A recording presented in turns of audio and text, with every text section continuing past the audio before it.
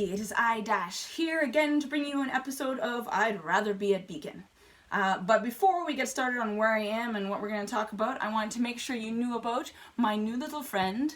If you haven't met him yet, this is Lando, and Lando is helping us bring a feature called Lost and Found Lando, where he hides in a beacon landscape, and you have to try to find out where he is in a photo. And you can collect points with some probably prizes down the road. So make sure to keep your eye open for this cute little guy and see if you can find him in our landscapes. Okay.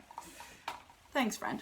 Anyways, as you've been looking at it, maybe you already know where we are, or maybe this is a place you've never actually visited at Beacon, though everyone who's been here to Beacon has gone by this building. This is the Sugar Shack, which, again, unless you did one of the escape rooms that we were doing a couple years ago, you probably haven't been inside. But this was a fully functioning maple syrup production shack, I guess, in years gone by, and you can still see some of the equipment, the boiler and various storage and preparation equipment that's here. So it's a pretty cool vintagey little place, and it's nice that we can still be using it for fun things like escape rooms, and maybe someday we'll be able to produce more maple syrup as well.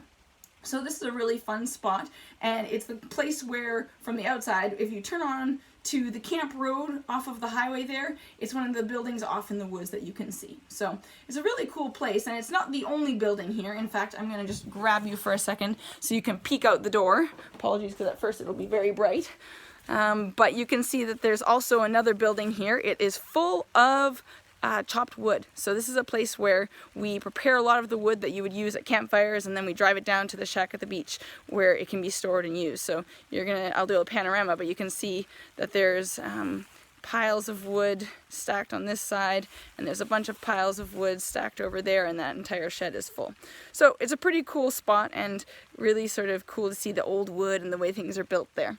Now I'll just pan back over here because you can see there's also a trail going off in that direction, and many people haven't walked the trails out this far at camp, but it goes off into the woods quite a bit and does a big loop that ends back towards the tube run at camp. So really cool to check out if you haven't done that before at camp.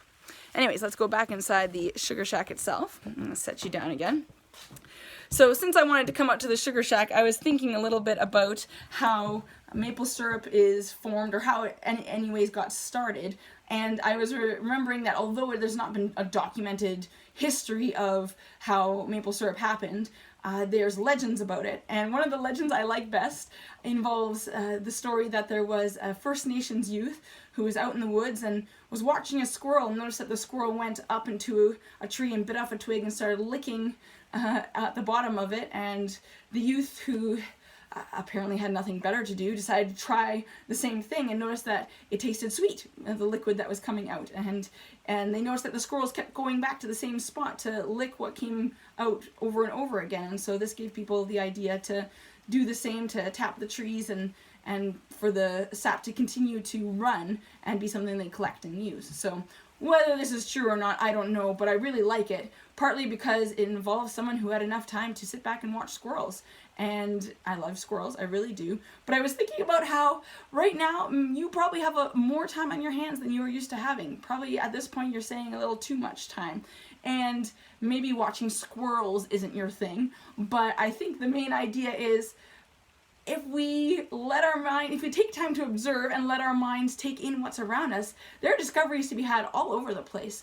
Discoveries about new things to do, discoveries about interest, discoveries about how the way the world works, and discoveries about how God is at work too. So I would encourage you during this time to think of maple syrup and think about noticing the little things, because that can really, you never know where it will lead, essentially.